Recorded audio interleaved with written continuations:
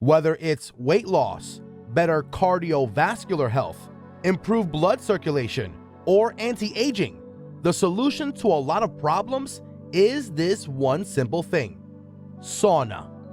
With a passage of time, different materials have been used that are known to improve the overall experience.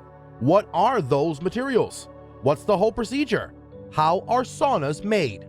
Wood. One of the most important materials needed for building a sauna is wood. And you can't just pick up any random type of wood and use it in the construction of a sauna. Instead, wood must have some particular characteristics that make it ideal for use. For example, cedar is a great option if you're looking for something durable. This type of wood not only withstands high temperatures, but is also very strong against decay and doesn't shrink or burn no matter how high the temperature is. On top of that, its amazing insulating properties make it an ideal choice.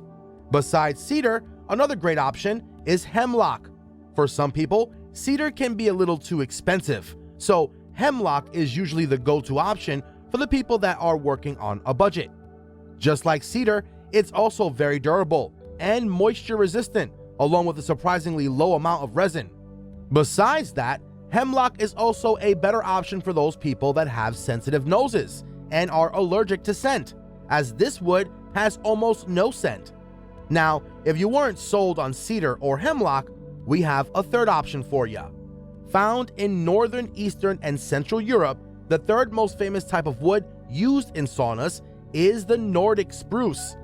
The door of saunas are also made of wood, as anything metallic would be too hot to touch and can even risk burns. The rough opening for the sauna door should be 24 by 82 inches. If you're looking for something with insect repellent properties, a light color that doesn't get dull throughout its usage with a gentle and therapeutic aroma, Nordic spruce is the end to your quest for the perfect wood for a sauna. But with the passage of time, since the saunas have evolved, a lot of people prefer the futuristic look over the classical one. And for that, people have shown liking towards replacing wood with glass. Glass.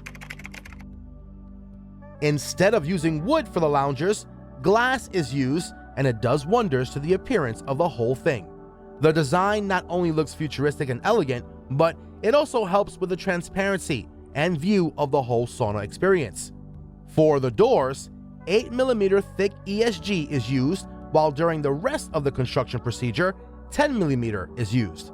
And since you're using glass, there are no limits. You can design it however you want, and the glass can be framed if you want it. Not into frame ones? It's okay. Frameless looks great too. Lighting. One of the most important parts of making a sauna is deciding what lighting is going to be used. Several factors like temperature, moisture, and comfort are very important. Do you want vibrant lighting, or do you want dim lighting that relaxes the loungers? But these days, thanks to Pinterest and other social media platforms, aesthetic lighting has also gained a lot of hype. So stuff like Van Gogh's Starry Sky can be also achieved through the lighting in a sauna. But keep in mind, the lighting and equipment used for it must be very particular and should be able to withstand high temperatures. No metals. Now, we all know that the temperature inside the sauna is pretty high. Another thing that we studied back in probably high school was the fact that metals are excellent conductors of heat. So if we put two and two together, it doesn't take a lot of guess that using any kind of metal inside the sauna can be extremely dangerous. What's even worse is that in case someone accidentally touches any metal inside the sauna, they can get pretty bad burns. And since they're already sweating, the salt from the sweat can double the pain. So yeah, therefore, there's a no metal rule inside the saunas. Also, no metals means no doorknobs, no screws that the loungers might accidentally touch and burn their hands with, and no doorknobs at all. In fact, even the wood used in the construction of a sauna must be knot-free. You guys might not know this, but the temperature of the wood at the point where the knot is usually higher and can risk a burn as well. Rocks.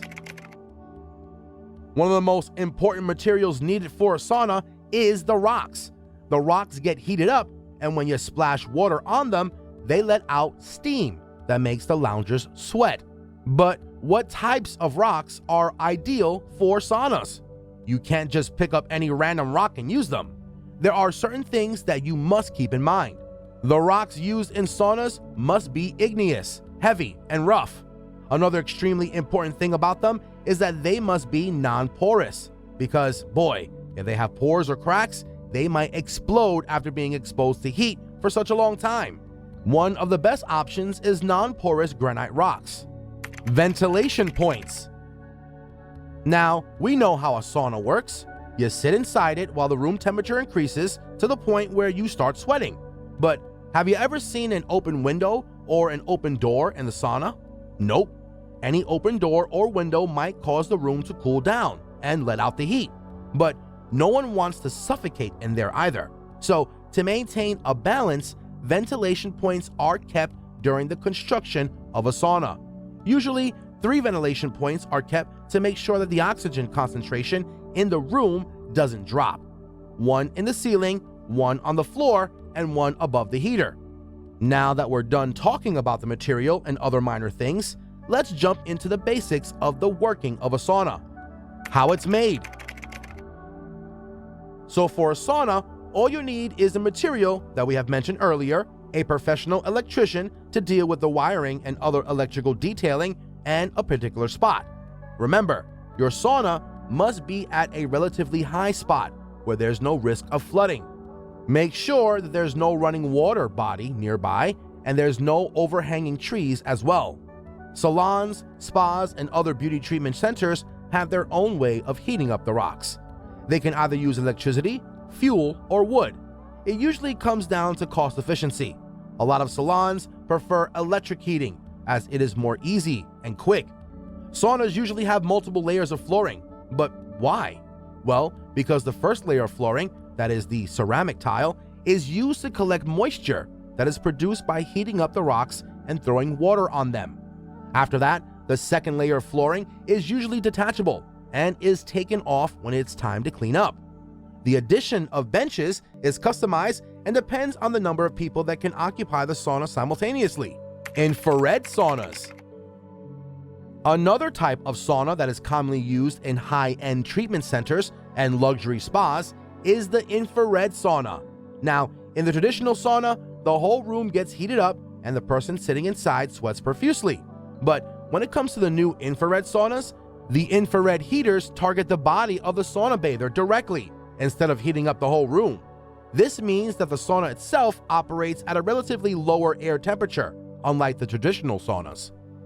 Despite being comparatively easier in use as compared to the traditional saunas, the infrared ones are less common.